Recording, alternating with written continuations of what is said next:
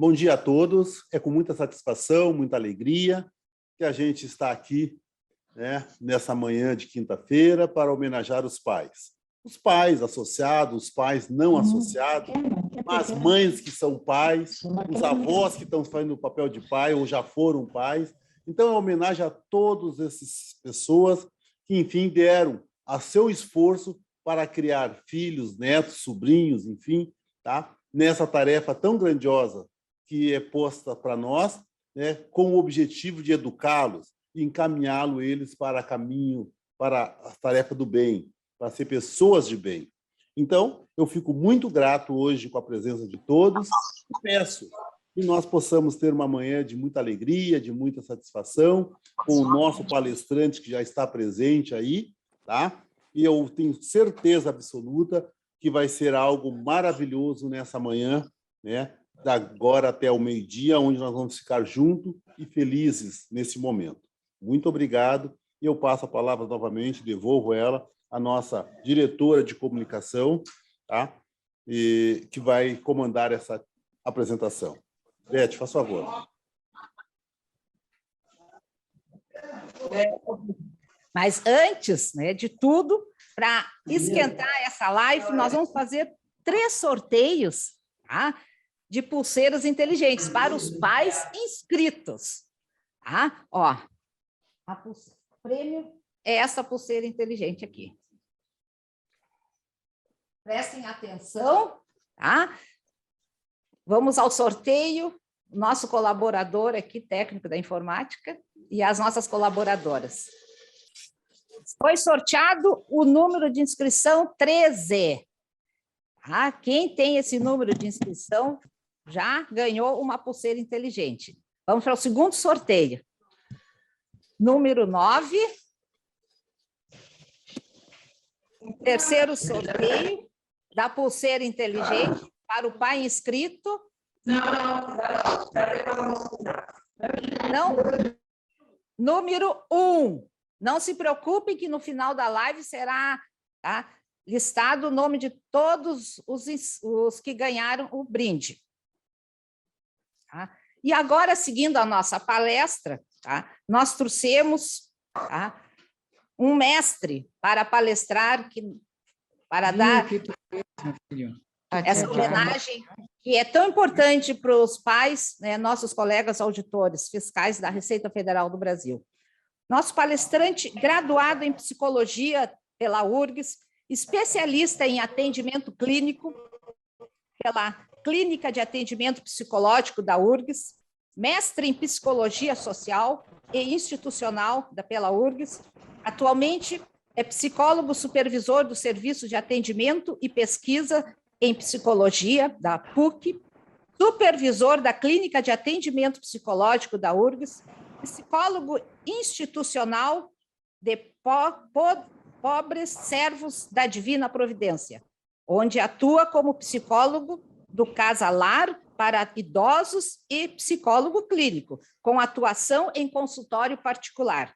Tem experiência na área de psicologia e psicanálise, com ênfase em atendimento clínico, supervisão e práticas institucionais. Possui experiência em docência para graduação e pós-graduação, planejamento e coordenação de grupos e oficinas terapêuticas, gestão de equipes e projeto. Com vocês, eu apresento Matheus Minella Sgarioni. Bom dia, Matheus. Bom dia, então. Quero dizer que é uma honra poder conversar com vocês na manhã de hoje. Quero agradecer o convite, especialmente a dona Elizabeth, né, que fez contato para eu poder trazer esse tema tão importante, que é o tema do pai, né, a função do pai numa data, próxima a uma data que é a comemoração do Dia dos Pais. Então, eu fico muito honrado com essa oportunidade, justamente porque, além de o tema do pai, da função do pai, ser um tema muito importante para a psicologia e para a psicanálise, é um tema muito importante pessoalmente para mim, na medida em que eu também estou me tornando pai. Então, minha esposa e eu esperamos nosso primeiro filho agora para o fim do mês de setembro. Então, eu estou em meio ao processo de me tornar pai, né? Mesmo antes do nascimento, acho que isso já começa a trabalhar internamente em nós, para que a gente possa pensar, né, como exercer esta função de ser pai da melhor maneira possível, já que isso traz uma grande responsabilidade na medida em que a gente vai criar um outro sujeito, né, vai prepará-lo, auxiliá-lo para ser um bom cidadão, ser uma pessoa que contribui com a comunidade, uma pessoa que pode trazer benefícios para o coletivo, né? Bem como já foi feita a minha apresentação, então eu vou só brevemente dizer que eu sou psicanalista e professor, formado em psicologia, né, mas com a minha ênfase do trabalho clínico em psicanálise, que é essa teoria que é desenvolvida e fundada por Sigmund Freud, e que é a partir da psicanálise que eu vou trazer, então, alguns elementos para a gente pensar essa função do pai, especialmente tendo como pano de fundo os dias de hoje, já que nós temos atualmente tantas mudanças sociais ocorrendo, né? Parece que cada vez mais rápido, e que, na verdade, são mudanças que já iniciaram lá no início da modernidade, a gente poderia dizer, né? Então, o papel do pai na sociedade vem se transformando já há algum tempo, E essa mudança ela vai se intensificar nos tempos atuais, digamos assim, dos anos 70 para cá, na medida em que nós temos o ingresso das mulheres, das mães, no mercado de trabalho, né? Então, se antigamente o pai ocupava esse lugar de ser o provedor, aquele que saía de casa para trabalhar, né? Trazia os recursos para sustentar a família, mas em termos de presença ele não estava tão presente quanto a mãe. Atualmente a gente já vê uma mudança, porque nós vemos gradativamente, né, e felizmente, esse ingresso das mulheres no mercado de trabalho, e então há uma necessidade de uma divisão maior das tarefas no domicílio, né, nesse papel de criação dos filhos e dos cuidados com a família. Essa modificação no papel do pai nos dias de hoje, muitas vezes pode ser lida como um maior envolvimento dos pais nas atividades de cuidado, né? Então, inclusive atividades que envolvem afeto, né? Como carinho, atenção, uma presença mais qualificada, digamos assim, né? Um envolvimento paterno maior que representa essa maior divisão das tarefas e das funções na família. Nós vamos conversar depois um pouquinho sobre outras modificações mais recentes que vêm acontecendo a partir da formação de outros modelos de família, né? Inclusive, por exemplo, famílias monoparentais, né? Então, família em que só há a mãe ou só o pai. No Brasil é mais comum a família monoparental, em que a mãe se ocupa da criação e do cuidado, né, dos filhos, mas também vamos poder falar um pouquinho sobre, por exemplo, famílias homoafetivas, algo que também nós vemos cada vez mais, né, organizações familiares de pessoas do mesmo gênero, do mesmo sexo, né? Então, 2 pais, 2 mães, ou 2 homens, 2 mulheres. A gente vai poder pensar um pouco sobre como que fica a função do pai numa família contemporânea, né? Então, tem um termo que é bem interessante para a gente pensar essas novas configurações familiares, que é o termo de família tentacular, né? Então, se nós tínhamos antigamente uma família mais estruturada num modelo patriarcal, né, em que havia o pai, a mãe e os filhos, uma família nuclear, né, composta por esses personagens na família clássica, atualmente a gente vê o que a gente chama de famílias tentaculares, na medida em que nós temos um número muito maior de divórcios, nós temos famílias que são recompostas, temos segundos, terceiros casamentos, né? Então, famílias que se unem sob o mesmo teto, trazendo seus filhos e produzindo um convívio com os filhos do companheiro, da companheira, né? Então, a gente vai encontrar, especialmente na clínica psicológica, psicanalítica, os efeitos dessas novas configurações familiares que atualmente estão presentes, né? Então, acho que, primeiro de tudo, é importante que nós não tenhamos uma perspectiva exclusivamente moralista, né? Que nós não precisemos julgar de antemão qual é o melhor modelo, qual que é o modelo correto, se um é prejudicial, se o outro não é, né? Porque a gente sabe que mesmo no modelo antigo, clássico, de família nuclear, em que havia as figuras bem definidas, os papéis do pai, da mãe, dos filhos, também nós víamos desajustes, digamos assim, né?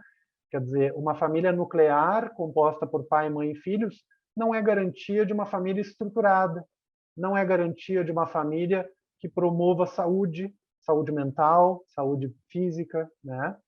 Então, essa proposta que eu faço, né, de a gente não ter uma perspectiva moralizante a respeito das novas configurações familiares, antes de a gente poder compreender quais elementos que são importantes nessas configurações. Então, vocês veem que para falar do papel do pai nos dias de hoje, a gente tem que falar da configuração familiar, né? Que é algo que vem se transformando. Nessa esteira de pensar o que vem acontecendo nos dias de hoje, nós podemos pensar numa perspectiva que muitas vezes considera que há um certo declínio da função do pai, né? Não necessariamente uma perspectiva moralizadora, mas uma perspectiva que considera essa função do pai cada vez tendo menos importância e tendo consequências, muitas vezes nociva, para a estruturação dos sujeitos, a estruturação psíquica, a organização subjetiva dos filhos que estão nesta família, né? Primeiro, vamos então compreender o que a psicanálise considera como sendo a função paterna. Então, nós temos que distinguir o que é a função paterna daquilo que é efetivamente o pai, de carne e osso, o genitor do sexo masculino, que tem o seu papel biológico, né, em termos de fecundação, de participação orgânica neste processo de geração de um novo sujeito, um filho, né? Então, função paterna e pai são coisas distintas para a psicanálise. O que representa a função paterna para a psicanálise?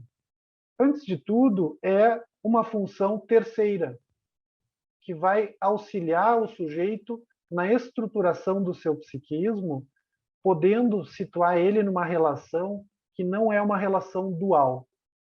Essa relação dual corresponde à relação do bebê com a mãe, né? Então, nós vamos então compreender a função paterna a partir desse mediador, dessa mediação que a função paterna estabelece na relação entre mãe e bebê. A gente sabe que, inclusive por questões biológicas, da amamentação, da própria gestação, a mãe, ela desenvolve uma espécie de simbiose com o seu filho, né? Essa continuidade que se estabelece entre o corpo materno e o corpo do filho, da filha, inclusive pela dependência desse recém-nascido, né? Pelo fato de haver um desamparo fundamental na medida em que o sujeito nasce completamente à mercê do outro, né? Precisando ser cuidado, precisando ser amamentado, limpo, de forma completamente assim desamparada, né? Ele precisa do auxílio desse outro. Esse outro primordial que vai ocupar-se dos cuidados fundamentais desse recém-nascido, a psicanálise chama de função materna. E que na nossa sociedade, inclusive, como eu disse, por questões biológicas, é desempenhada essa função materna pela mãe biológica, mas não necessariamente, né? Nós temos, por exemplo, casos de crianças institucionalizadas em abrigos, nós temos casos de crianças que passam por uma perda muito cedo da mãe e alguém ocupa-se desse cuidado, alguém ocupa essa função, alguém exerce essa função. A função materna seria, então, essa função de amparo, cuidado, nutrição e de produzir uma espécie de continuidade entre a mãe e o bebê. Então, a partir dessa ideia de função materna, nós vamos entender que o papel da função paterna para a psicanálise é justamente produzir uma mediação nessa relação entre dois. A função paterna vai representar, então, um lugar terceiro.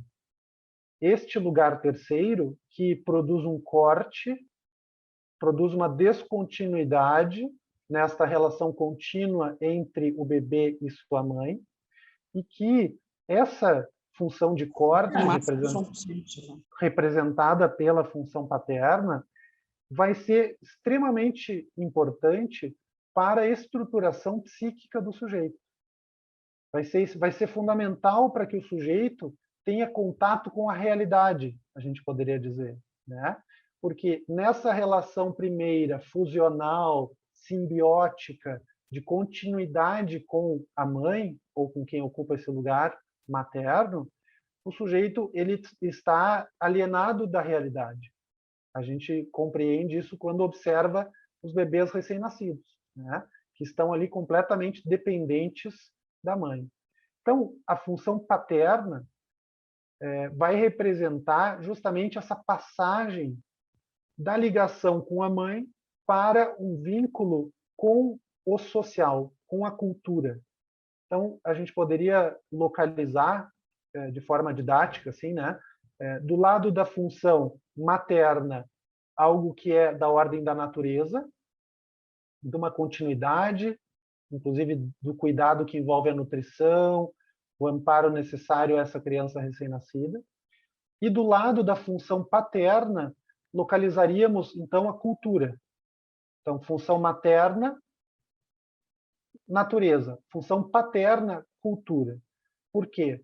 Porque é a função paterna que vai operar essa passagem da ligação fundamental com a mãe para um vínculo com a sociedade, de forma a fazer o sujeito sair dessa fusão, sair dessa relação simbiótica. Para o Freud, que é o autor que fundamenta toda essa compreensão, né, a função paterna vai servir como vetor do desejo do sujeito, né? Então, vai apontar para outra coisa além da mãe. Então, é a função paterna que auxilia o sujeito a desejar algo que está para além da mãe.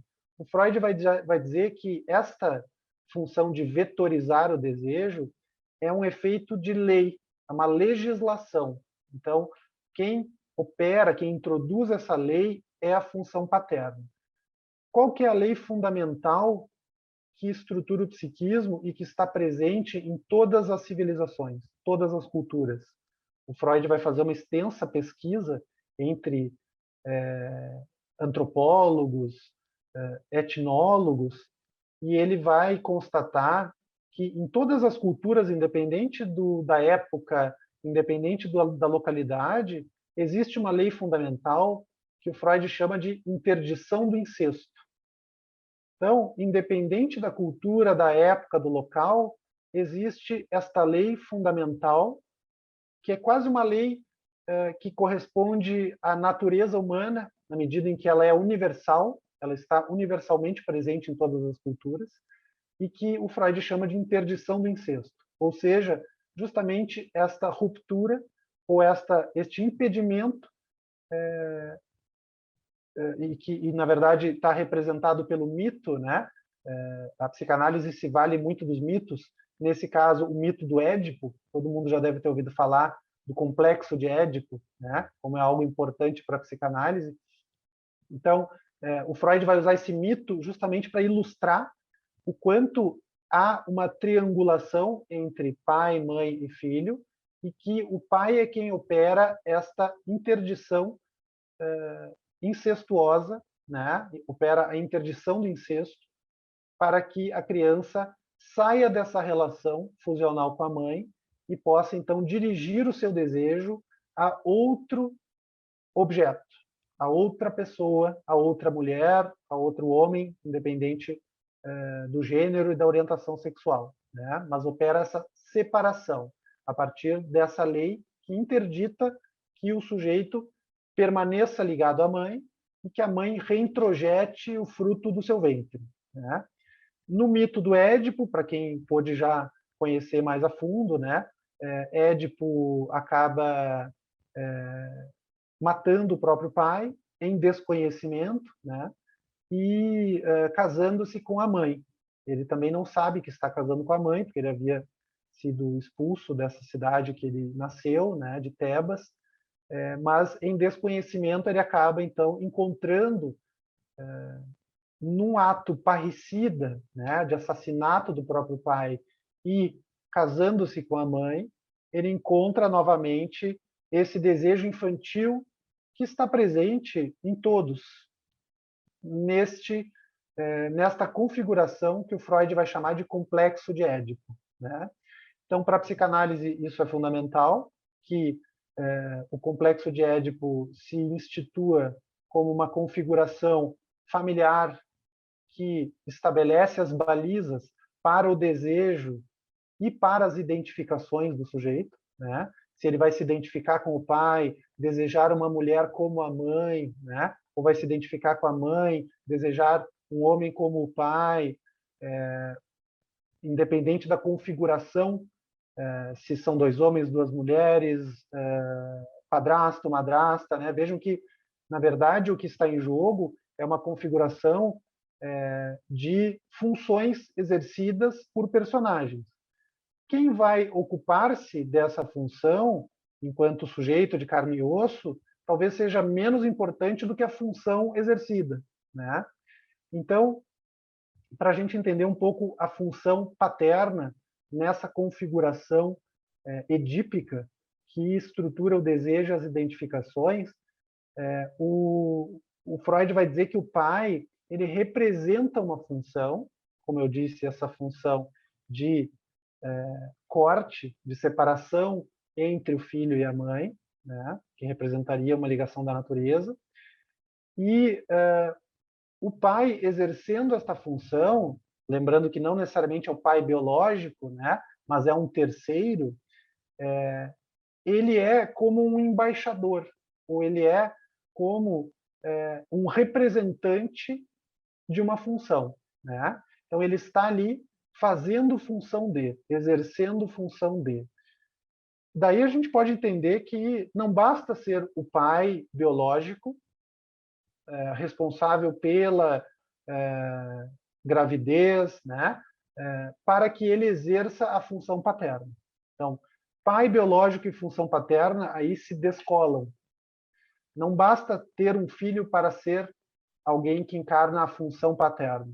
Nós temos inúmeros exemplos de pais que são genitores biológicos do sexo masculino e que não exercem essa função, não produzem um corte, não estão no lugar terceiro, não ajudam o sujeito a vetorizar o seu desejo, a identificar-se com ele, a dirigirem a sua atenção para fora dessa relação com a mãe. Nós temos inúmeros casos de pais biológicos que não ocupam essa função paterna. Assim como nós temos inúmeros exemplos de pessoas que ocupam essa função, exercem este papel paterno, sem serem o pai biológico, né? Seja padrasto, seja um tio, seja um professor. E vejam bem, não necessariamente para exercer a função paterna, nós precisaríamos ter um homem, alguém do sexo masculino, né? Como é uma função, algo que está num registro simbólico, algo que digamos assim, algo que transcende a figura material de carne e osso, nós não temos necessariamente uma ligação com a biologia, no sentido de ser o genitor e nem mesmo de ser um homem. Um exemplo, né? Se a gente considera que a função paterna é esta função simbólica que produz um corte na relação do sujeito com esse outro primordial, que seria a mãe, e que não necessariamente precisa ser uma pessoa, nós entendemos que a função paterna ela é operativa na medida em que ela está inscrita no discurso materno, ou seja, é a mãe quem aponta para o lugar paterno. Então vejam que mesmo uma família monoparental, como é muito comum no Brasil, né, mães que criam sozinhas os seus filhos, pode existir o exercício de uma função paterna, na medida em que está inscrito para a mãe, psiquicamente, subjetivamente, que ela e esta criança não constituem uma unidade, não constituem um. Existe a referência, pode existir, mas pode não existir, né? Eu quero dizer que é possível que uma família monoparental composta apenas por uma mulher, por exemplo, tenha o exercício da função paterna, porque justamente se estiver inscrito para esta mãe que ela e o filho não constituem uma unidade, e se este desejo da mãe estiver dirigido a um lugar terceiro, nós temos aí já esta tríade, né, que a gente poderia considerar que são os lugares mínimos para a estruturação psíquica desse sujeito que está sendo constituído. Então a gente pode dizer assim, a psicanálise ela vai prescindir das figuras de carne e osso, dos personagens reais, de quem é o pai biológico, da mãe biológica, para pensar nas funções, que são funções subjetivas, funções simbólicas e até mesmo funções lógicas, que a gente vai considerar então a partir desta configuração triádica, que precisa existir no mínimo 3 lugares para que o sujeito se constitua de uma forma saudável, poderíamos dizer, né? O Freud ele faz uma pesquisa tão interessante que ele encontra uma tribo que ele vai chamar de uma tribo primitiva, né? Porque nesta tribo que o Freud pesquisa através de antropólogos, não havia o registro da ligação entre o ato sexual e o nascimento. Então as pessoas não ligavam uma coisa com a outra. Simplesmente as pessoas se relacionavam sexualmente, as mulheres engravidavam, mas não havia essa correspondência, essa ligação entre a ideia de estar grávida porque houve uma relação sexual ou porque houve a fecundação por este ou aquele homem, né? Então as mulheres engravidavam e como que era feita a atribuição da paternidade, como que era designada esta função paterna, como que ingressava esta função terceira como mediador na relação entre a mãe e o bebê. Dependendo de onde a mulher estivesse, quando ela percebia estar grávida, ela então definia a qual pai simbólico pertencia a esta criança. Então havia a possibilidade de ser um canguru ou um emu, né? Que são 2 formas de designar esta vinculação à função paterna nesta tribo em específico. Se ela estava perto de uma pedra que representava o deus Emu, ela diria, nesse momento em que percebeu-se grávida, que era filho de Emu. Se ela estava perto do tronco que representava o deus Canguru, ela diria então que era filho de Canguru. E isso definia uma distinção, né? Então, a ideia da interdição do incesto também estabelece o que é tabu nas sociedades, né? Então, se é filho deste pai, não pode se relacionar com outro filho deste pai, por exemplo, né? E aí nós temos a organização social a partir desses interditos que são estabelecidos pela função paterna, né? Então vejam quanto é estruturante para o psiquismo e para a sociedade esta função paterna que representa a filiação, né? O Freud vai fazer um estudo extenso, como eu disse, e isso está exposto num texto sociológico, que a gente pode chamar de sociológico da psicanálise, que é um texto que eu recomendo muito, mesmo para quem não é da área, né? Quem gosta do tema e gostaria de se aprofundar um pouco mais, é um texto de 1912 chamado Totem e Tabu. Então, nesse texto, Totem e Tabu, o Freud vai explorar o que constitui esta origem da civilização. Quais são os elementos mínimos que estruturam o psiquismo e, consequentemente, estruturam a organização social, né? E acho que talvez muitos de vocês tenham uma vinculação com a área do direito, né? É um texto interessante também por isso, porque nós temos ali um mito que o Freud propõe para pensarmos justamente a origem da civilização e o papel que o pai terá neste princípio mítico de uma organização social. Então, o que o Freud propõe nesse texto, né? Como eu disse, um mito de origem da civilização, em que ele recorre ao estado de natureza darwiniano, né? Em que há uma prevalência do mais forte, a sobrevivência do mais apto, né? E o Freud nos convida a imaginar um clã, uma horda, né? Uma horda primitiva em que o homem mais forte domina os mais fracos e detém o poder sobre todas as mulheres. Isso o Freud não constata, ninguém localiza isso na natureza, nem mesmo com pesquisas etnográficas ou antropológicas, né? Isso é uma suposição, por isso uma ideia de uma origem mítica, né? O Freud diz, a gente pode imaginar, então, esta horda primitiva dominada pelo macho alfa, por um homem mais forte, que submete os mais fracos e domina todas as mulheres. Isso seria o estado de natureza. A gente observa isso, por exemplo, entre os animais, né? Um bando de macacos, por exemplo, que tem uma certa proximidade com a nossa espécie, também é organizado, dominado pelo macho, né, alfa, este que tem o maior poder. O que funda a diferença de um grupo animal, que seria este, então, do estado de natureza, e o que representa a passagem para um estado civilizado?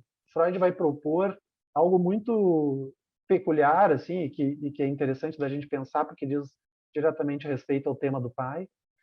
O Freud propõe que na origem do Estado de Direito, podemos dizer assim, né, na origem da organização que institui uma norma civilizatória, está um ato parricida, está o assassinato do pai da horda primitiva.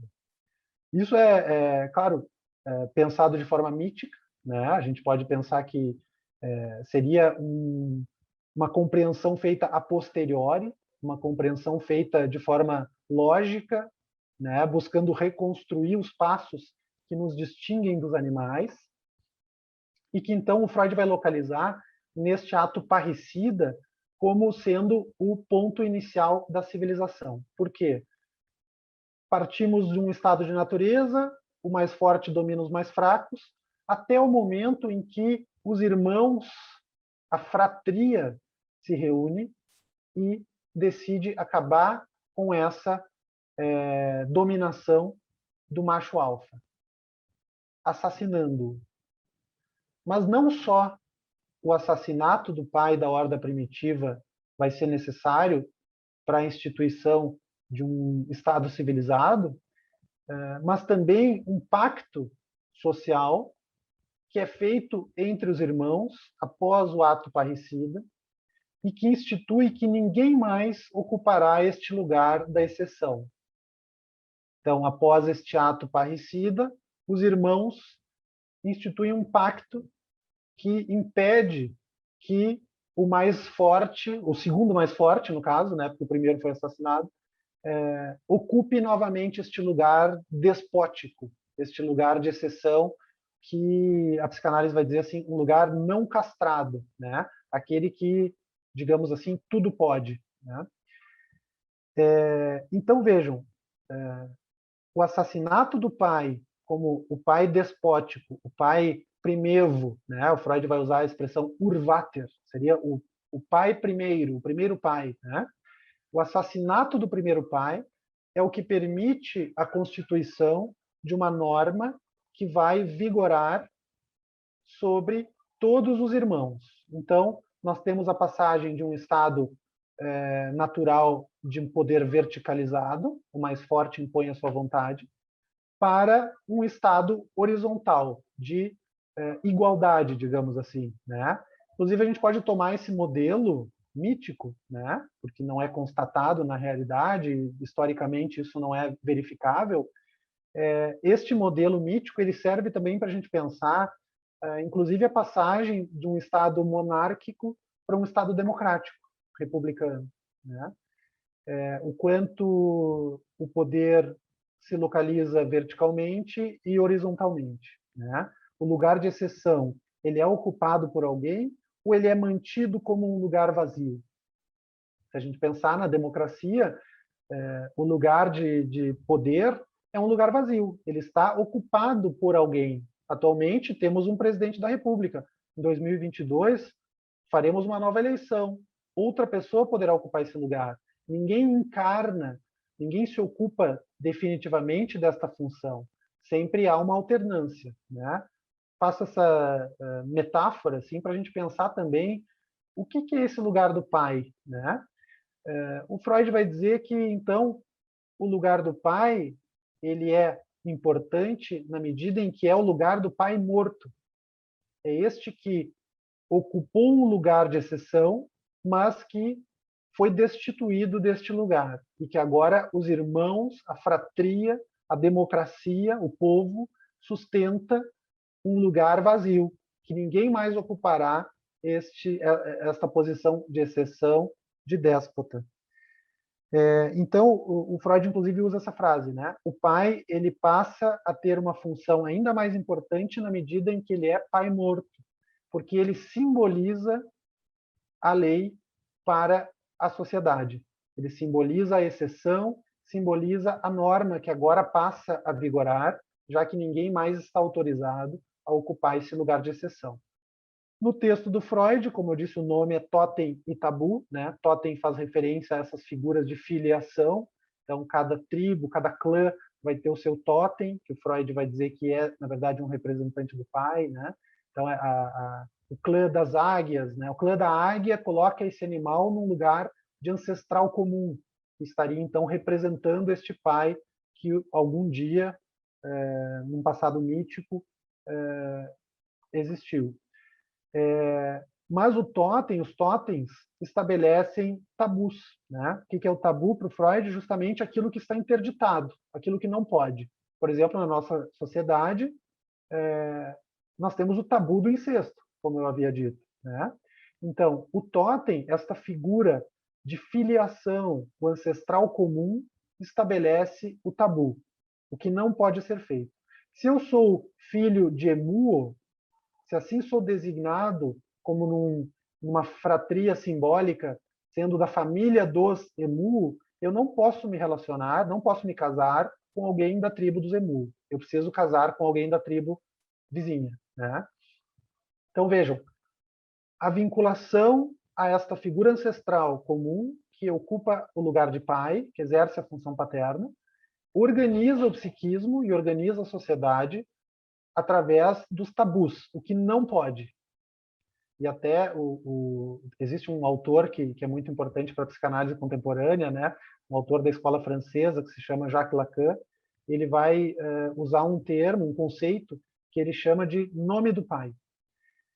Então, esta função paterna, Lacan vai chamar de nome do pai. E ele, como é francês, ele faz um jogo de homofonia, né? Um jogo de palavras em que ele diz le nom du père, né? Então seria o nome do pai e ao mesmo tempo o não do pai, né? Então vejam novamente que a gente encontra aí essa função paterna como sendo a responsável pelo não, pelo interdito, pelo tabu, pelo que não pode.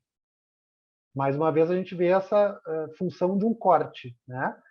Não pode deitar com a mãe. Pode desejar qualquer outra mulher, como a mãe, mas não a mãe. Não pode fazer tudo o que quer. Tem algo que se coloca de maneira a barrar o desejo do sujeito e civilizar esta criança que, digamos, de maneira inicial, tem uma dispersão de busca por satisfação que ainda não está organizada, né? Então, a função paterna é esta que vai colocar um limite, que vai introduzir uma lei, que vai trazer uma legalidade para esta desorganização que agora, então, poderá se organizar a partir de balizas que se instituem com os interditos, né? Bom, fomos longe, né? Porque vocês veem como o Freud ele explora e como eu disse para vocês é algo bem importante para a psicanálise o tema do pai, né? Especialmente quando fazemos referência a esse texto bem importante da teoria que é Totem e Tabu. Mas voltando, né? Então vamos voltando e até para a gente poder concluir, dar tempo de poder conversar, né? Eu vi que temos perguntas já. Voltando para os dias atuais, né? Então, nós vimos que a função paterna, ela não necessariamente depende do pai ali exercendo, né? Alguém precisa se ocupar desta função, desta tarefa, não necessariamente o pai biológico. Esta tarefa, esta função, pode inclusive ser exercida pela mãe. uma mãe solteira, como a gente costuma dizer, né? Como? Se ela tem inscrito nela este interdito de não reintrojetar o próprio filho, a interdição do incesto, se ela atua como vetor do desejo, apontando para um lugar terceiro, para que o sujeito possa se identificar e procurar aquilo que ele quer fora da família, digamos assim, esta mãe, a gente pode dizer que ela exerce uma função paterna também, né? Ou seja, ela pode exercer tanto uma função materna quanto uma função paterna. Em casos de casais homoafetivos, né? 2 homens, 2 mulheres, configurações que também são cada vez mais comuns. Hoje em dia a gente tem, inclusive, alterações na legislação, né, que permitem a adoção por casais homoafetivos. Bom, mas se são 2 mulheres, quem é que vai exercer a função paterna? Alguma delas certamente vai ficar no lugar de terceiro, né? Certamente vai ficar no lugar de produzir um corte. Ou este lugar, esta função, pode circular entre as duas. A mesma coisa com 2 homens, né? Bom, mas quem é o pai? Simbolicamente, pensando na função paterna, a gente vai dizer que é o pai aquele que encarna a função, né? E que ser homem não garante que o sujeito encarne esta função. Então, basta ter um filho para ser pai? Não. A gente precisa poder se ocupar dessa função que media a relação do sujeito com esse outro primordial, que é a mãe. De 2, a gente tem que poder fazer 3. O que o pai transmite, então? Pensando na questão da transmissão. Transmite justamente aquilo que auxilia o sujeito a ingressar num circuito desejante, naquilo que permite organizar no sujeito a sua busca por satisfação. Então, existem várias coisas que o sujeito vai fazer para buscar satisfação, vai receber um não que é organizador, né? Na medida em que também encontramos, por exemplo, sujeitos que convocam a presença de uma função paterna, né? Então, a gente localiza isso muito nos adolescentes, principalmente, mas também nas crianças em determinadas fases, né? Quando aquele sujeito transgride a lei justamente para poder encontrar alguém que o contenha, alguém que se ocupe desta função de norma, de colocar um limite, de colocar uma lei, né? Então, a gente tem isso muito presente para quem trabalha, por exemplo, com sistema prisional, com cumprimento de medidas socioeducativas, né? Aquela transgressão que não é representativa de um rechaço da lei, mas que é justamente um apelo à lei, um apelo ao pai enquanto função que coloque limites na dispersão dessa busca por satisfação que o sujeito tem inicialmente, né? Então, a busca por um pai que me organize. Então, eu vou lá e faço algo, picho um muro, né? Que é justamente para que alguém venha e diga, olha, não pode. Olha, isso da cadeia, isso é uma transgressão, né? Então, a gente vai observar isso em diversos momentos da vida do sujeito, principalmente, como eu disse, né? Em alguns momentos da infância e também na adolescência, em que se reeditam essas inscrições, né? Mas o que o pai transmite? Bom, o pai transmite a referência à lei. Não de forma encarnada, ele não encarna no sentido de digamos, eternizar-se nesse lugar, mas ele é o embaixador, ele é representante desta lei, que está acima do pai, né? Então, a lei, a interdição do incesto, os limites, a norma, aquilo que organiza o psiquismo através do não, é representado por um sujeito. Mas estas normas, estes limites, estão para além do sujeito. Ele também está submetido. O pai também está submetido à lei. Lembrem do mito do totem e tabu, né? O mito que o Freud pede que a gente imagine é de um pai que não estava submetido à lei, porque ele encarnava a lei, ele fazia a lei. Era um pai de uma lei de capricho, né? Uma lei caprichosa. Aí eu quero, então, é assim, né?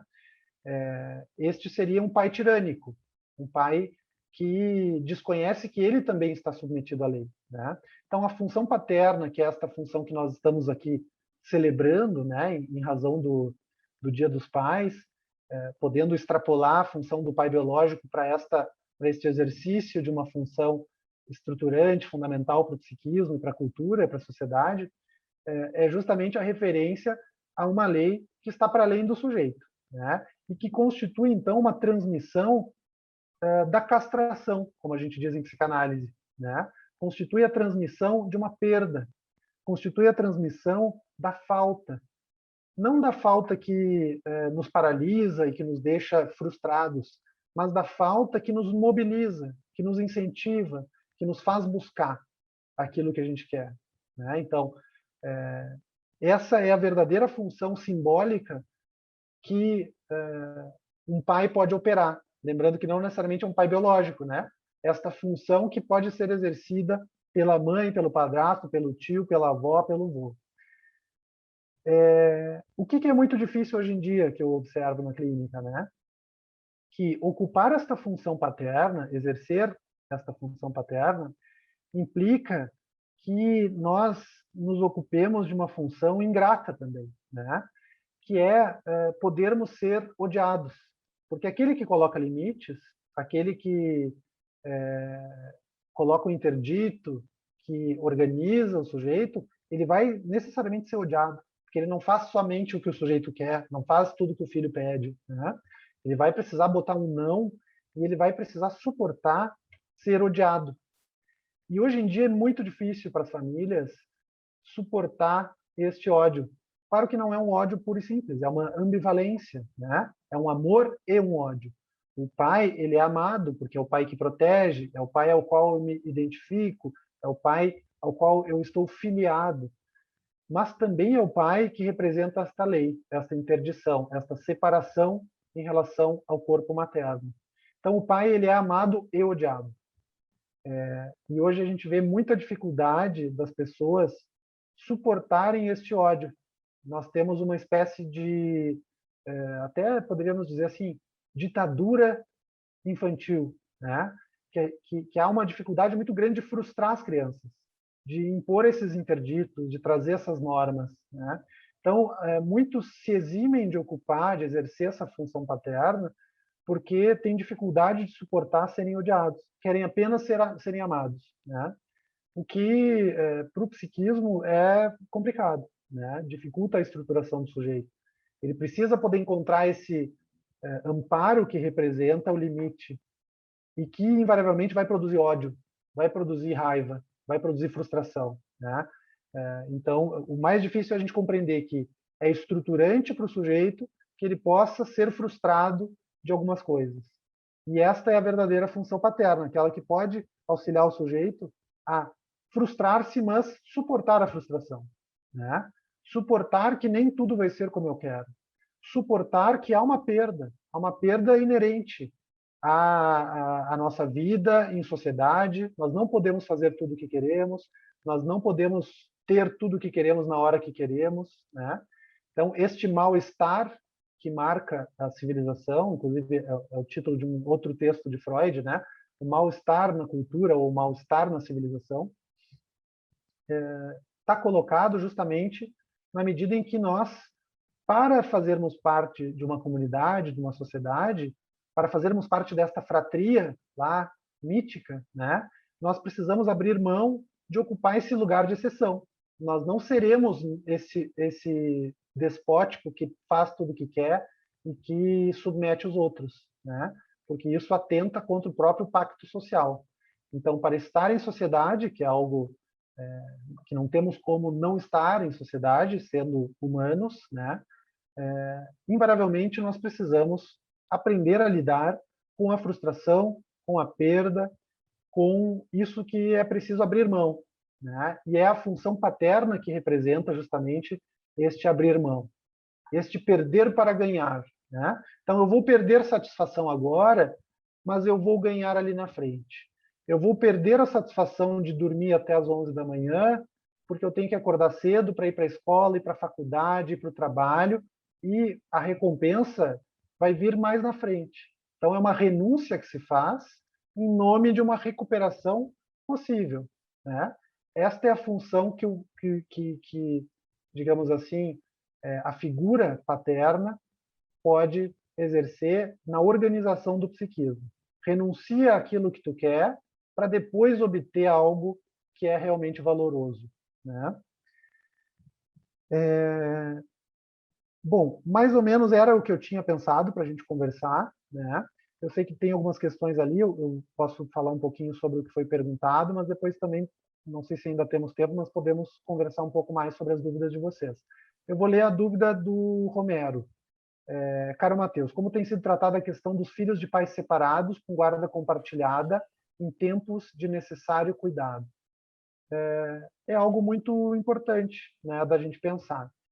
Numa separação, nós temos um regime de guarda, né, que pode variar dependendo do casal, mas, novamente, assim, esta organização de um revezamento, de, por exemplo, o pai fica no fim de semana, a mãe fica na semana com o filho, né? O tempo que se passa com o filho não é sinônimo de exercer para este filho uma função paterna ou uma função materna, né? Então isso a gente encontra muitos casos na clínica, né, em que o pai é presente, o pai está em casa, o pai busca na escola, mas é um pai que não se conecta com esse filho, é um pai que não consegue frustrar esse filho e remeter ele a uma busca futura, né, por algo valoroso, não serve como elemento identificatório, seja por estar desqualificado no discurso materno, né? Ah, o teu pai não vale nada, ah, o teu pai não é um bom modelo de marido, nem de pai, nem de homem, né? Então vejam que o concreto da realidade, o tangível da organização, da rotina familiar, um casal separado, pouco diz do exercício das funções paternas ou maternas, né?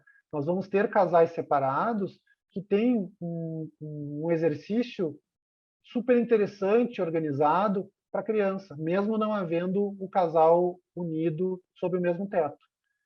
Assim como nós temos, por exemplo, casais que vivem sob o mesmo teto, num modelo clássico de família nuclear, e que não conseguem exercer esse papel. Nós temos, muito comumente, né, uma certa, por exemplo, uma adolescência tardia do pai, né, muitas vezes. Então, aquele pai que não consegue deixar o lugar de filho, o pai que não consegue deixar de ser filho, não consegue assumir esse lugar de pai, porque ele mesmo talvez não conseguiu encontrar na sua figura paterna esta função de renúncia, de aceder a uma organização social que implica abrir mão, que implica perder algo da satisfação imediata, né? Então nós temos pais que são irmãos, na verdade, né?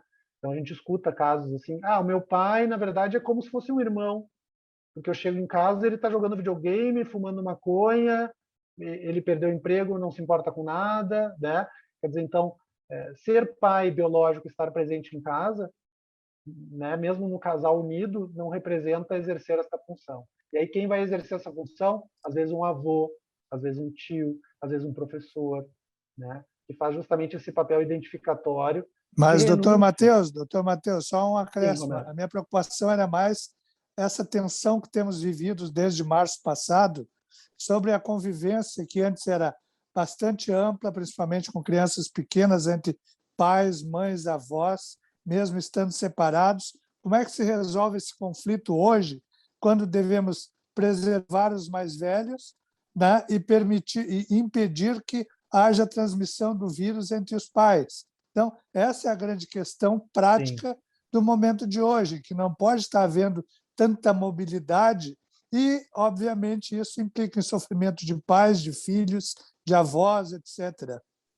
claro, claro, entendo.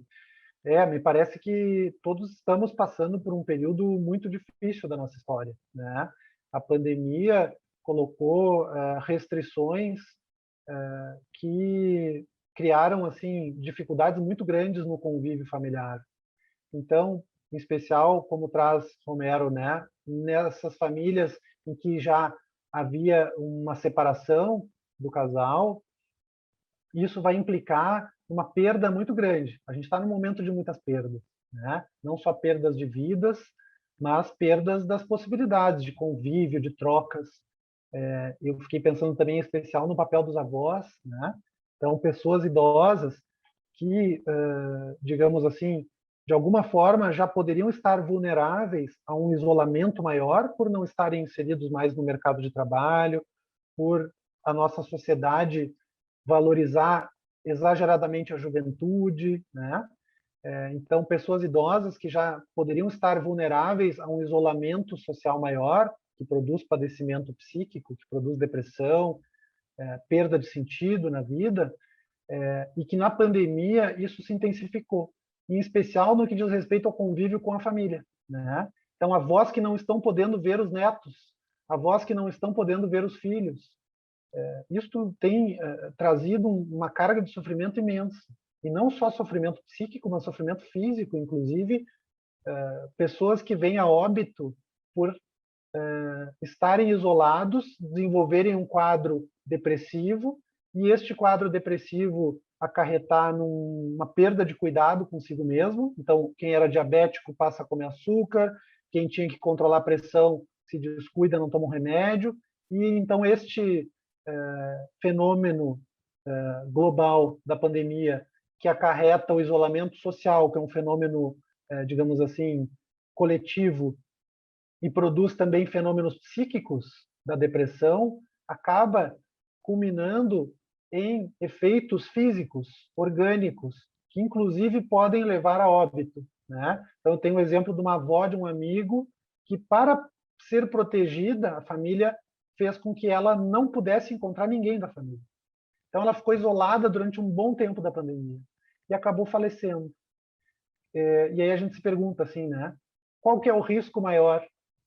Expor-se ao vírus ou expor-se à solidão, né? Porque a solidão, o isolamento social também produzem muito sofrimento e acarretam perdas de ordem orgânica, inclusive podendo levar a óbito, né?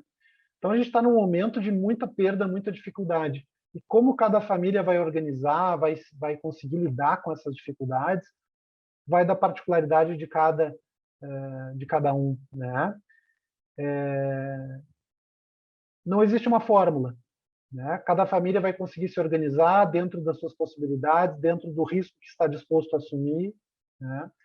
E pesando os custos desse momento, os benefícios que existem no convívio ou na exposição a um vírus que pode ser mortal, né?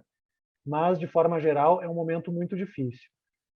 O que pode nos auxiliar é justamente, como estamos falando sobre a função paterna, né?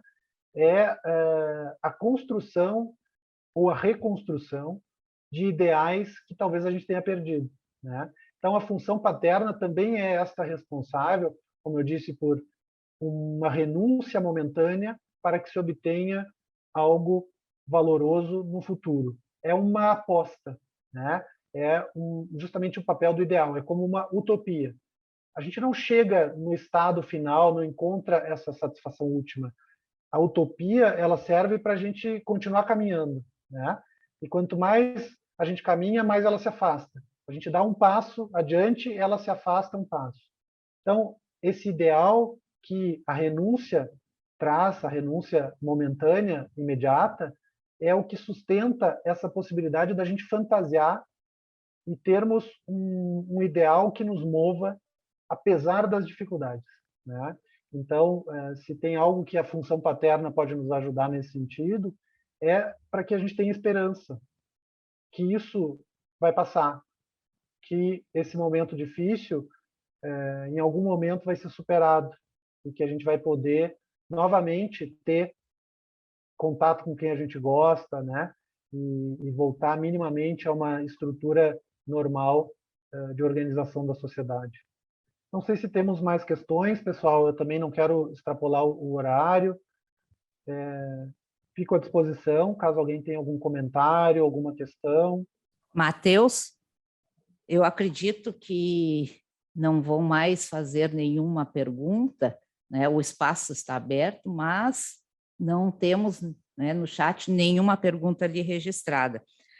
Eu quero te agradecer em nome da Gafisp, tá? Esta importante palestra, esses momentos, né, de grande reflexão, que hoje, em virtude de todos os fenômenos sociais causados pelas mudanças, né, e transformação da sociedade, né, e em virtude destes últimos, podemos dizer, 2 anos, né, de pandemia, a relação familiar, a importância do pai dentro da família como instituição, reflete diretamente, né, em fatos sociais formados por fenômenos e que nós precisamos, todos nós, e principalmente em comemoração aos pais, a esta pessoa que é o pai, não é, refletir, e esse momento a Gafisp conseguiu, creio eu, de passar esta mensagem. Então, eu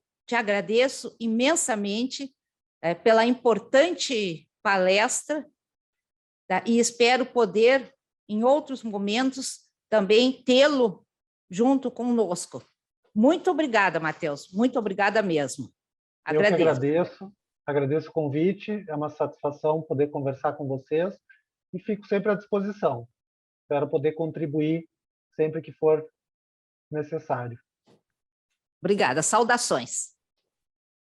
Saudações e abraços a todos.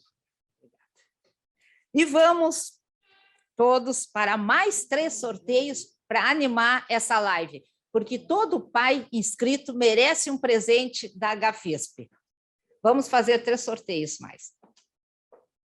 Quem for sorteado agora vai ganhar esta pulseira inteligente. Número 14. Número 23. E número 15. Certo, gente? Então, o número 14, o número 23 e o número 15 foram sorteados com a pulseira inteligente. Tá? Lembrando que este sorteio, tá, tem sido para os pais inscritos. Tá? Vamos agora assistir um vídeo em homenagem aos pais, tá? Relaxando esse momento de descontração, né, de quinta-feira, que antecede o domingo do Dia dos Pais. Eu não vou mentir.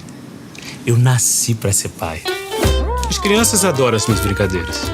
Eles morrem de rir. Meus truques de mágica. E o meu café da manhã especial, então? Eles limpam o prato. E comigo não tem essa de ser tio, não. Tio. Os amigos dos meus filhos me veem como amigos. Eu sei respeitar o espaço deles. A gente fala a mesma língua, sabe? Lacrei, hein, moleque? Claro que às vezes eu preciso falar sério, mas... aí entra o meu lado sensível e tudo bem. Não é nada fácil. Mas fazer o quê? Eu nasci pra isso.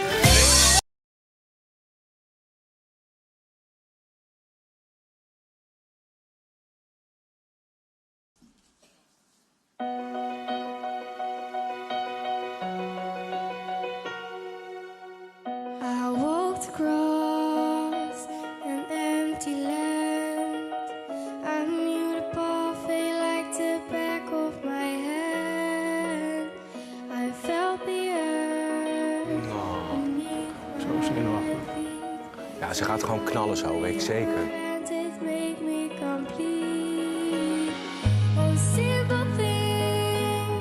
is heel jong of zo?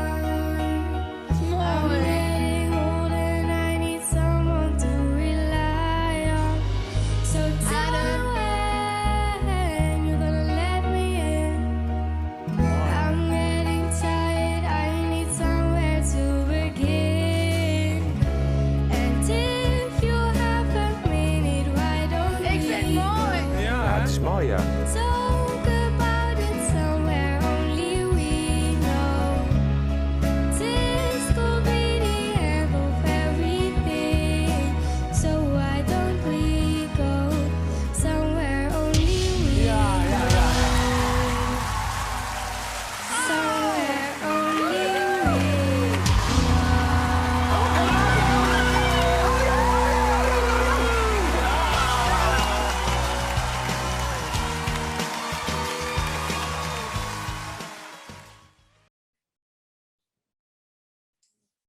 Vamos ouvir mais uma homenagem aos pais, tá? Uma música do Rick e Renner.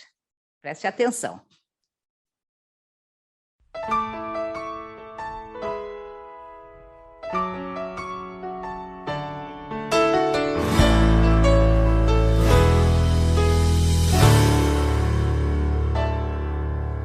Pai, tô aqui pra dizer que valeu.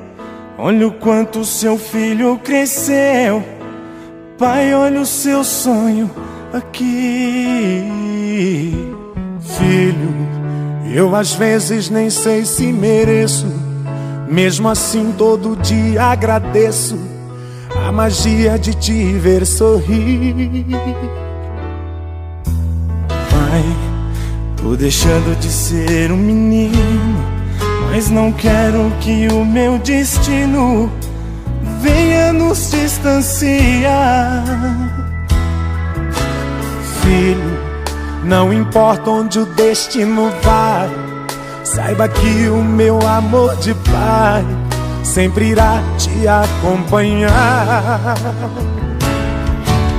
Que bom que Deus fez de nós dois mais do que pai e filho. Permitiu que a gente dividisse o brilho do sol que pra muitos jamais vai nascer. Que bom que Deus deu pra esse filme um lindo final, transformando um sonho em vida real. Vida que a gente só tem que viver.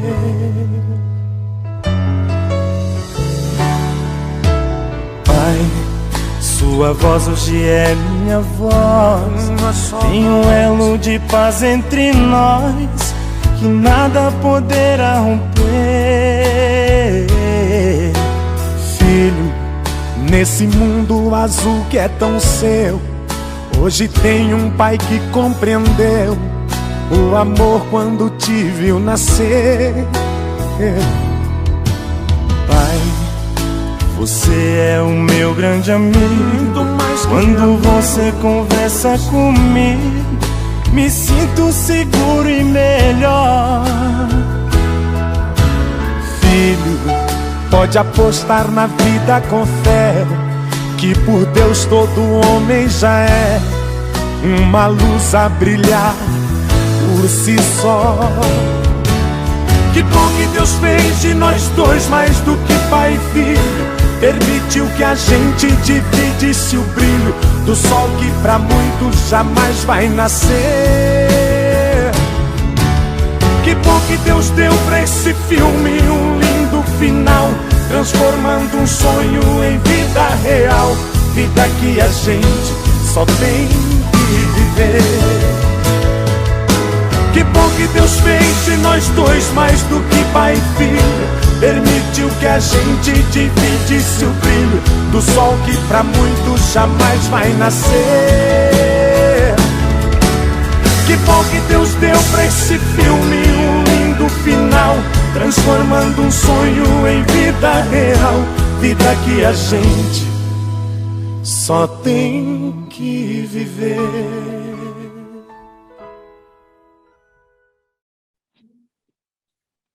Felicidades aos pais, que agora, no domingo, né, será o dia, né?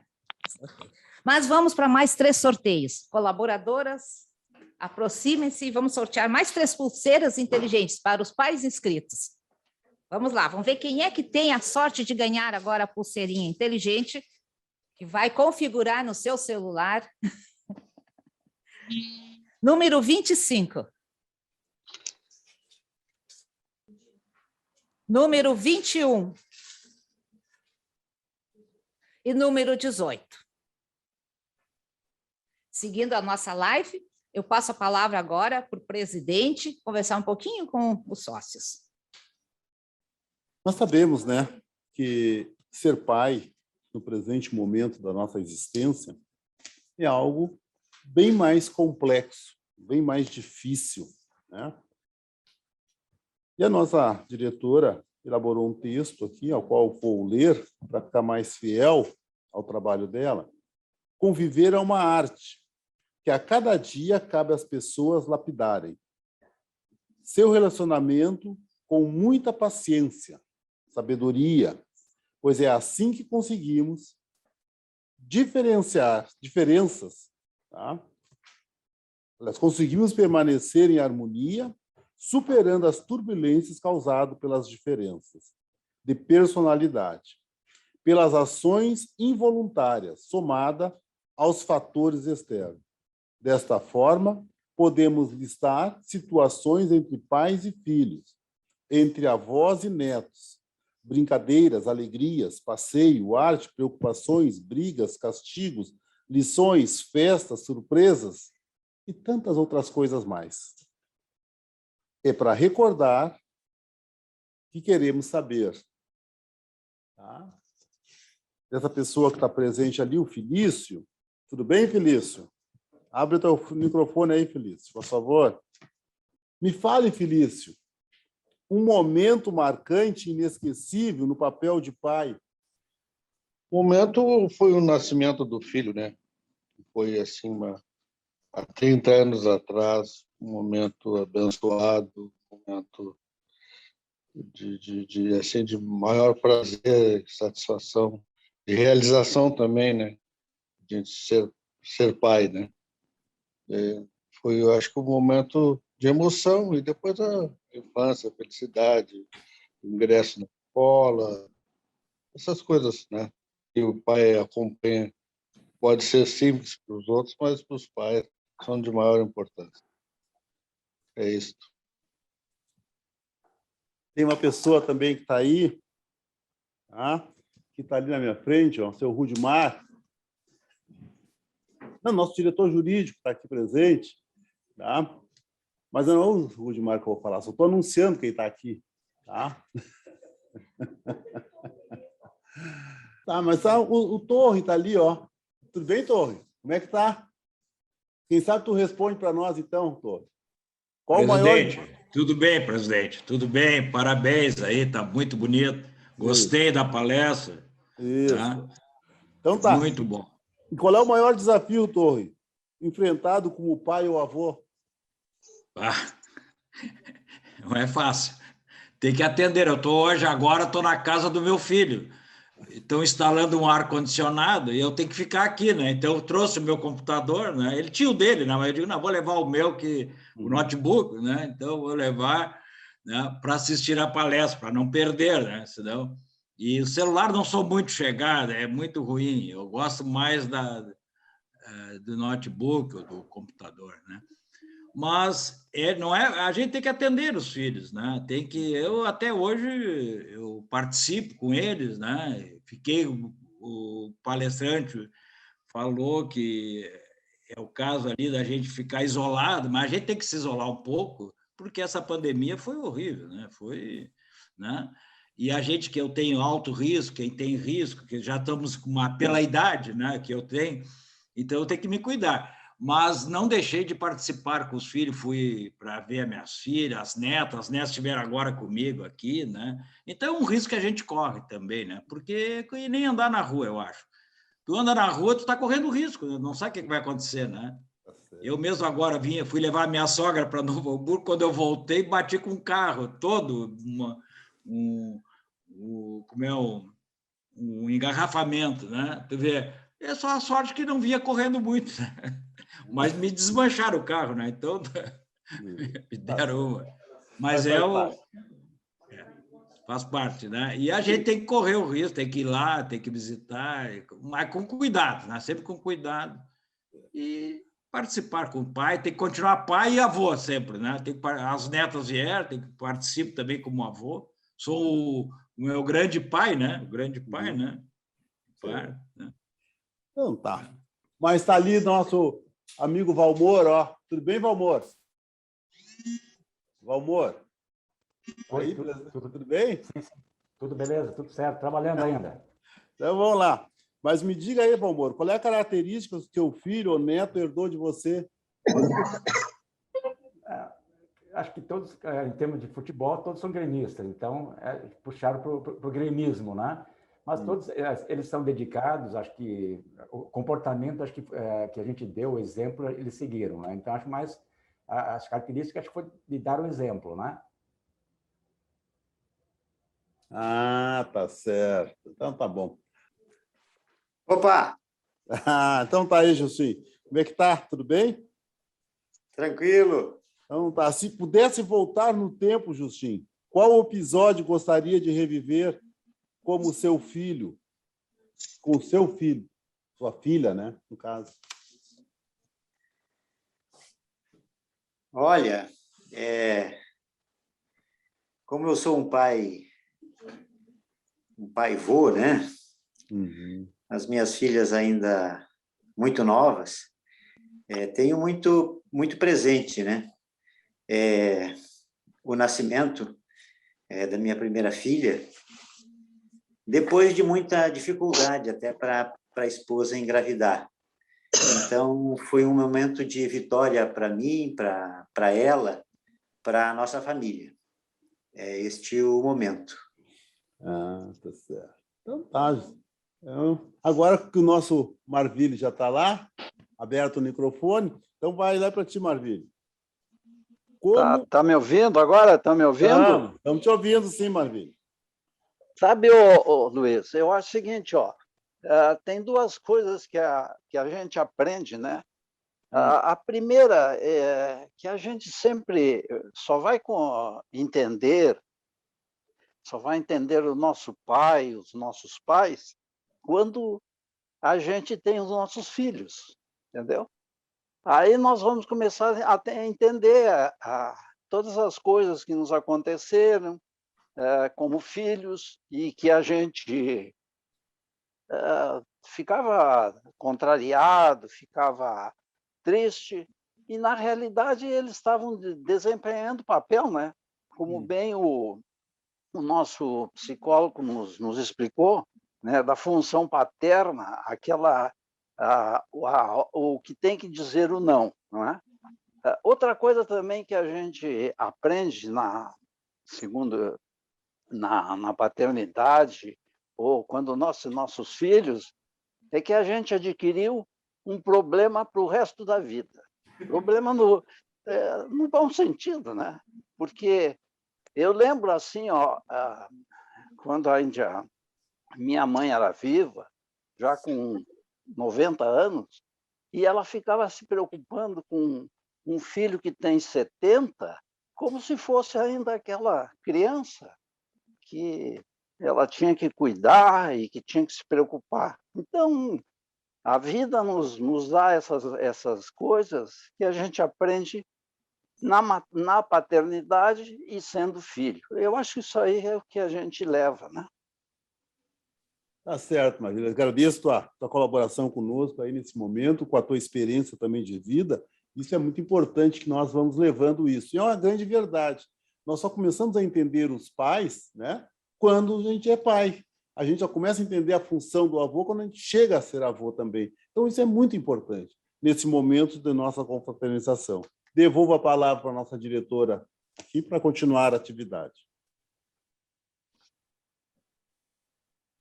Continuando os nossos sorteios, vamos fazer mais um sorteio, tá, de uma pulseira inteligente e vamos ver quem é que vai ganhar, não é? A sorte está com todos os pais inscritos. Cada um torça para levar o seu brinde sorteado. Número 5 ganhou uma pulseira inteligente. Tá? Parabéns quem tirou o número 5. E vamos para o sorteio agora de um Google Home. Vamos ver quem é que vai ganhar o Google Home. Número 7. O presidente Luiz Carlos pediu para eu explicar, não é? A pulseira inteligente é aquele, para quem não sabe, é aquele reloginho que se configura no celular e ele controla os abatimentos cardíacos, ele chama, quando ele avisa quando tem ligações no celular, se a pessoa está deitada, se ela está trabalhando, se ela está na rua, caminhando ou dirigindo, tá? Ele serve também como um despertador. Ele mede a pulsação, os abatimentos cardíacos, então tem muita utilidade, é usado como um reloginho. E o Google Home, quem ganhou agora, o Google Home, tá? Ele é como uma secretária, Você vai também configurá-lo, e é um aparelhinho pequeno, tá? Ligado, né, na internet, e ele vai responder tudo que você precisa, como uma secretária. Por exemplo, você tem um Google Home em casa, daí você diga assim, ó, Google, quero ouvir a novela O Imperador. O Google vai ligar a televisão para você, e assim por diante. Tá? E ele vai fazer tudo que está configurado, né, no equipamento. É de última geração, é muito moderno esse Google Home. Ele é a mesma coisa que, para quem conhece, a Alexa, só que é a marca da Google, né? E seguindo, então, não é, a nossa live, paro com essas explicações. E eu chamo aqui a colega Dulce, que vai apenas dar uma palavrinha aqui de mensagem. Na sequência, vocês vão acompanhar a homenagem ao Dia dos Pais. Bom dia, colegas. Eu vou ler aqui uma parte da música Meu Querido, Meu Velho, Meu Amigo, do nosso eterno rei Roberto Carlos. Seus cabelos brancos, olhar cansado e profundo, me ensinando tanto no mundo, e esses passos lentos agora, vida cheia de histórias, rugas marcadas pelo tempo, antigas vitórias, experiências, sorriso franco, conselho certo. Obrigada.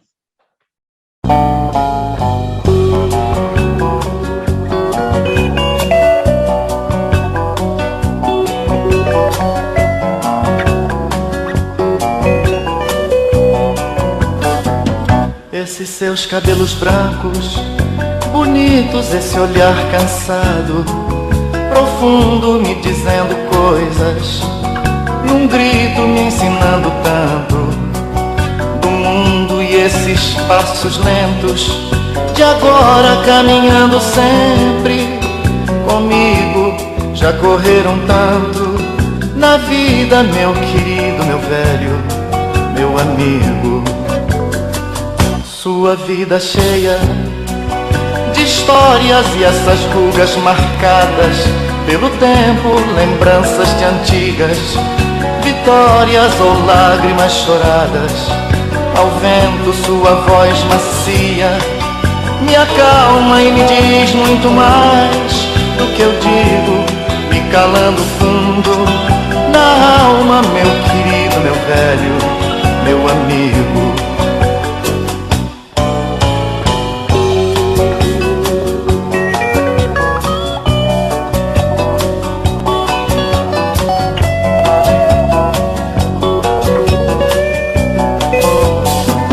Seu passado vive presente nas experiências contidas nesse coração, consciente da beleza das coisas, da vida. Seu sorriso franco me anima, seu conselho certo me ensina. Beijo suas mãos e lhe digo, meu querido, meu velho, meu amigo. Eu já lhe falei de tudo, mas tudo isso é pouco diante do que sinto. Olhando seus cabelos tão bonitos, beijo suas mãos e digo, meu querido, meu velho, meu amigo. Olhando seus cabelos tão bonitos, beijo suas mãos e digo, meu querido, meu velho, meu amigo.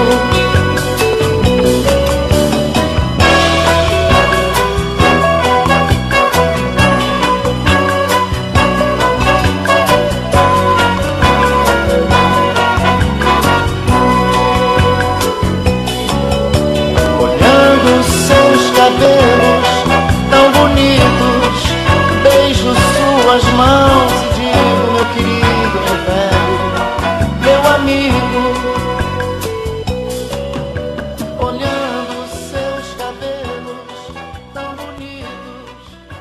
Essa música é mais uma homenagem que a Gafisp faz para os pais. E vamos para o último, quer dizer, o último sorteio, eu tenho como último, não sei. Vamos sortear mais um Google Home. Vamos ver quem vai ganhar. Cada um torce para ganhar. Número 11. Número 11 ganhou, né? Eu convido um Google Home. Eu convido uma das colaboradoras, pode ser a Jaúna, pode ser, para ler a lista de todos os sorteados, tá? Os sorteados farão contato com a Gafisp para ver a melhor forma de receber os brindes que ganharam. Número 1, Felício dos Passos Brum. Número 5, Cláudio Roberto Dornelles Macedo. Número 7, Google Home, Wilson Antônio Romero. Número 9, César Roxo Machado. Número 11, Reneu Ullmann, Google Home. Número 13, Ari José Forte. Número 14, Miguel José da Silva. Número 15, José Fortunado Zavaglia Kruger. Número 18, Carlos Fernando Chu. Número 21, Luiz Fernando Pereira. Número 23, Wilson Valério Justin. E número 25, Luiz Luz Peixoto. Então, esta foi a lista de todos os sorteados nos nossos brindes. Favor, fazer contato com a Gafisp durante a semana, no horário comercial. Tá? E eu convido agora o nosso presidente Luiz Carlos para pegar a palavra, porque já estamos no final da nossa live. Espero que tenhamos passado a intenção, não é, de felicitações em homenagem. Mas nós temos uma surpresa, sabe, pessoal? Sabe que o presidente sempre tem na manga, né, uma surpresa. Então, eu vou pedir para nossas colaboradoras, tá? Os nossos sócios, homens, pais, que não ganharam, terão a chance de concorrer junto com as mães sócias, né? Ou não mães, mas seja sócias também.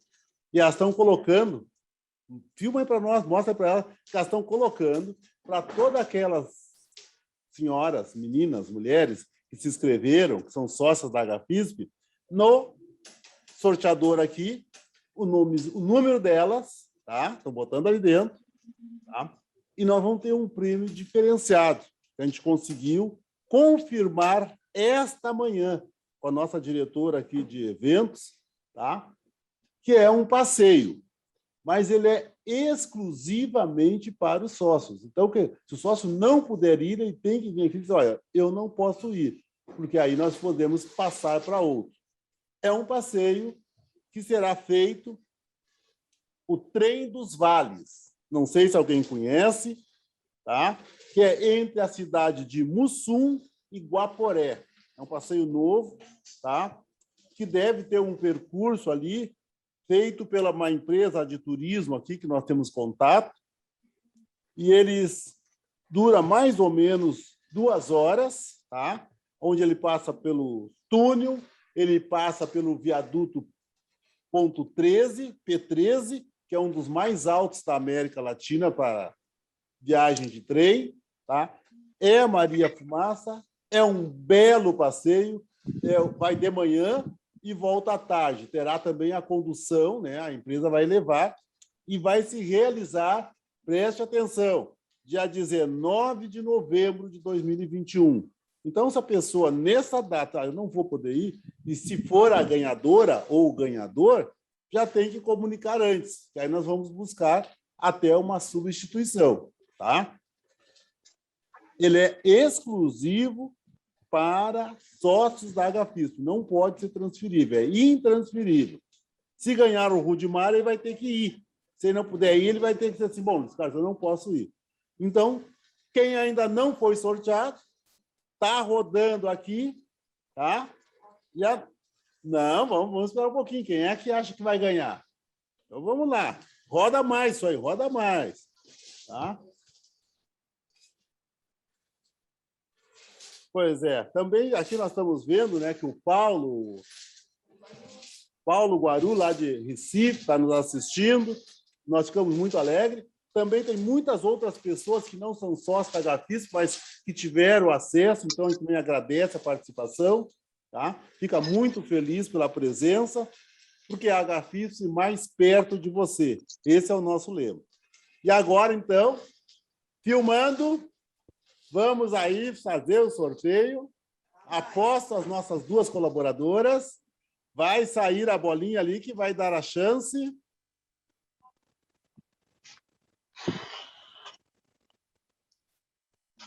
Número 2. Quem será esse ganhador do número 2? José Hamilton Vieira Freire. José Hamilton Vieira Freire. Tá? Ele teve a sorte. É o nosso vice-presidente. Tá? Ele está em retorno, ele estava em viagem, estava em retorno, mas já fez contato conosco. E então, chegamos aqui ao nosso final de nosso evento. Tá? E vamos agora tocar uma música que vai mexer com o coração de todos nós.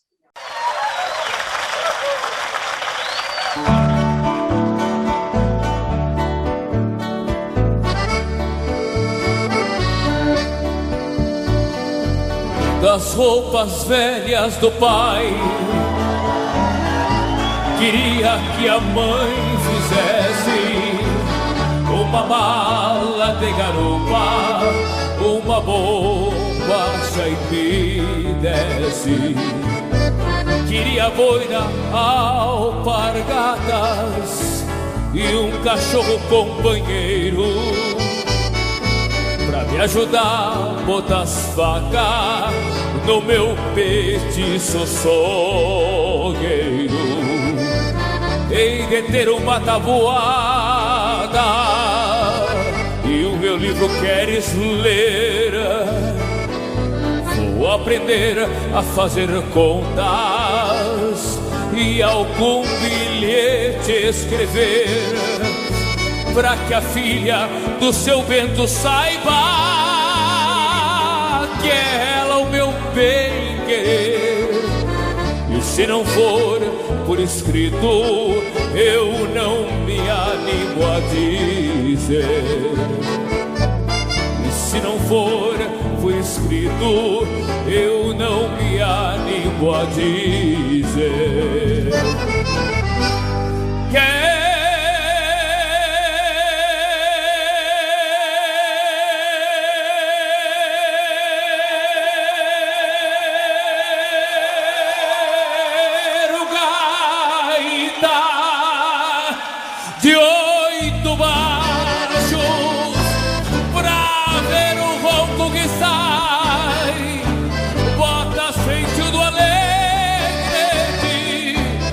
Esporas do Ibirocai, lenço vermelho e guaiaca, comprada lá no Uruguai. É pra que digam quando eu passe, saiu igualzinho ao pai. Eu quero ouvir vocês. É pra que digam quando eu passe, saiu igualzinho ao